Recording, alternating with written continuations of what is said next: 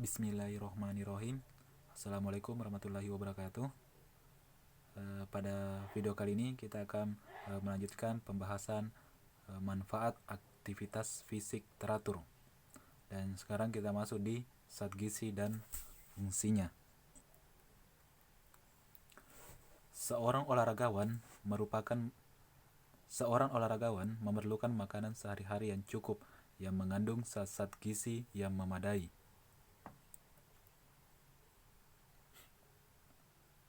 Ada 5 macam zat gizi utama, yaitu karbohidrat, lemak, protein, vitamin, dan mineral.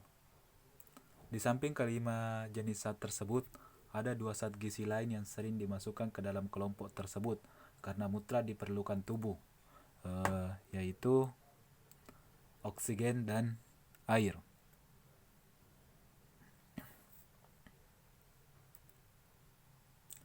Kita bahas satu persatu. Yang pertama itu karbohidrat. Karbohidrat adalah kelompok nutrisi yang paling penting dalam susunan makanan sebagai sumber energi. Karbohidrat di dalam tubuh berfungsi sebagai penghasil energi utama. Untuk itu, bagi seseorang yang memiliki aktivitas fisik banyak, dianjurkan untuk mengkonsumsi makanan yang mengandung karbohidrat. Hal ini karena karbohidrat lebih cepat diserap untuk menghasilkan energi. Lemak. Selanjutnya itu lemak. Nah, lemak terdapat dalam berbagai makanan, baik itu makanan dari hewani maupun dari tumbuhan. Lemak yang berasal dari tumbuhan disebut lemak nabati, sedangkan lemak yang berasal dari hewan disebut lemak hewani. Seseorang yang memiliki aktivitas yang cukup banyak dalam satu hari disarankan untuk memakan makanan yang mengandung lemak, juga di samping mengandung karbohidrat.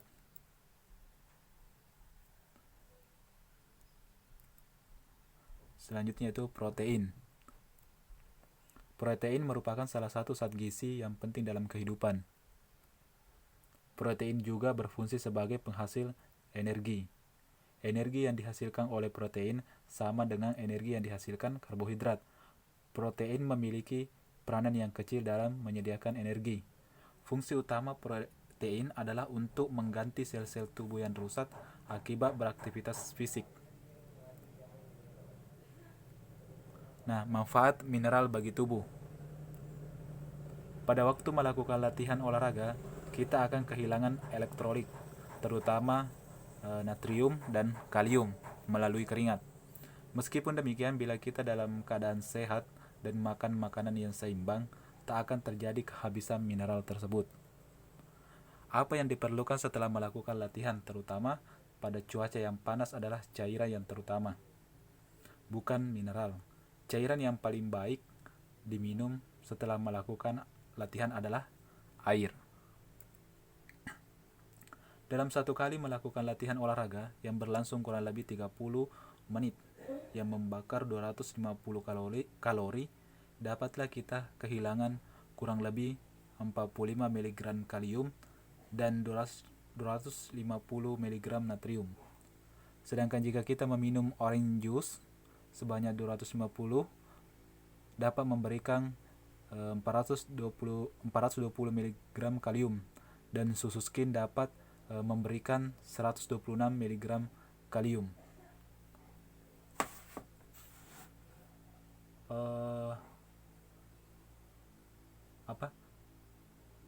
Susu skim dapat memberikan 126 mg natrium. Di situ natrium, bukan kalium.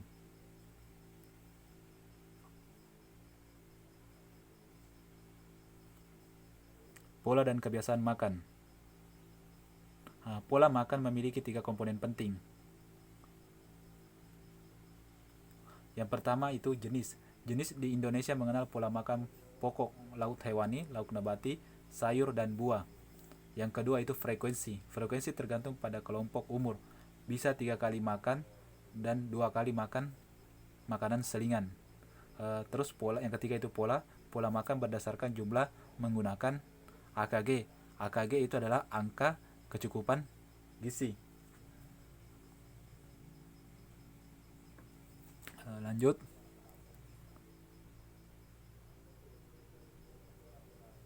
Nah, ini mengenai zat gizi. Yang pertama itu protein. Protein ini fungsinya itu untuk membentuk jaringan, mengganti jaringan yang rusak dan menghasilkan tenaga. Nah, jenis makanannya yaitu daging, ikan, susu, tahu, tempe, kacang-kacangan. Terus untuk zat lemak, fungsinya itu sebagai sumber tenaga dan penting untuk kesehatan kulit. Jenis makanannya minyak, lemak, keju, mentega dan margarin. Terus karbohidrat. Nah, fungsinya ini sebagai sumber tenaga utama. Contohnya nasi, jagung, sagu, roti, gula, madu, dan sirup. Untuk mineral kalsium, yaitu fungsinya pembentukan tulang dan gigi. Untuk fungsi normal otot dan syaraf, mencegah kelelahan otot. Jenis makanannya itu susu, keju, es krim, dan ikan yang dimakan dengan tulangnya. Untuk vitamin A, fungsinya itu agar kulit sehat dan halus, mencegah rabun senja dan pertumbuhan normal tulang. Jenis makanannya itu hati, sayuran hijau, buah-buahan, warna merah dan kuning, susu, keju, es krim. Untuk vitamin B1 yaitu untuk fungsinya adalah sebagai penafsu makan, misalnya daging, ikan, unggas, telur, susu. Terus untuk vitamin B2 fungsinya itu membuat kulit sehat dan halus, terutama di sekitar mulut dan hidung. Contohnya susu, keju, es krim, daging hati, ikan, telur. Vitamin B6 dan B12 mencegah kekurangan darah. B6 yaitu daging, kentang, sayuran hijau tua, padi-padian dan kacang-kacangan. Untuk B12 yaitu susu, keju, telur, daging. Untuk vitamin C yaitu mencegah infeksi, kelelahan, mempercepat penyembuhan luka pada tulang, yaitu sayur-sayuran dan buah-buahan segar. Air. Nah, fungsinya ini menjaga keseimbangan tubuh, membuang zat kotoran, dan mengukur suhu tubuh. Nah, frekuensi makan. Lama makanan dalam lambung tergantung sifat dan jenis makanan. Umumnya lambung kosong 3-4 jam. Pada jam 4 pagi sampai jam 12 siang, lambung bekerja untuk membuang kotoran. Oleh karena itu, jam-jam ini yang paling baik adalah makan makanan yang berserat, jus buah atau makanan yang dapat membantu proses pengeluaran makanan. Pada jam 12 sampai jam 8 malam adalah di mana saat tubuh kita menyerap makanan dengan baik. Pada jam ini baiknya mengonsumsi makanan yang kaya akan protein, vitamin, dan makanan-makanan yang bergizi lainnya. Pada jam 8 sampai jam 4 subuh adalah waktu di mana tubuh kita mencerna makanan. Pada waktu ini hindari makanan-makanan yang berkarbohidrat tinggi. Konsumsilah makanan yang bernutrisi. Pola istirahat. Istirahat yang baik tentunya akan membuat tubuh menjadi senantiasa bugar dalam menjalani aktivitas sehari-hari. Istirahat dapat memulihkan kembali tubuh kita setelah melakukan aktivitas keseharian. Pola istirahat. Yang pertama itu tidur yang baik itu 7-8 jam. Namun itu tergantung bagaimana kenyamanan kita tidur, walaupun tidak sampai 7-8 jam. Terus olahraga secara teratur. Nah, kita harus berolahraga secara teratur 3-5 kali dalam seminggu dan dilakukan secara rutin. Bangun di pagi hari. Nah, pagi hari ini sangat penting, banyak sekali manfaatnya. Salah satu dokter mengatakan bahwa secara saintifik pagi itu antara waktu subuh ke syuruk itu ada satu bahan yang Allah keluarkan oleh udara ini yang namanya nitrit oksid, yang dia merupakan salah satu antioksida yang paling kuat. Maka waktu itu jangan tidur, sebab kalau kita tidur lemah jantung kita. Nah, salah satu contoh yaitu tidur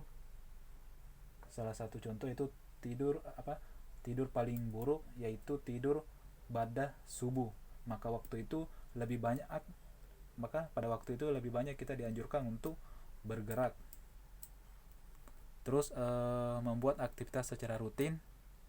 Nah, menghindari alkohol, jalan-jalan di waktu senggang, hindari tempat tidur sebelum terkantuk. Jadi sebelum memang merasa mengantuk, lebih baik melakukan aktivitas-aktivitas dulu, baru melakukan aktivitas-aktivitas. Jika memang sudah merasa ngantuk, baru ke tempat tidur. Terus hindari makan terlalu malam, karena itu akan mengganggu proses pencernaan makanan. Untuk video kali ini mungkin sampai di sini. Nanti kita akan lanjutkan pada video selanjutnya. Mungkin sampai di sini. Saya akhiri dengan mengucapkan Assalamualaikum warahmatullahi wabarakatuh.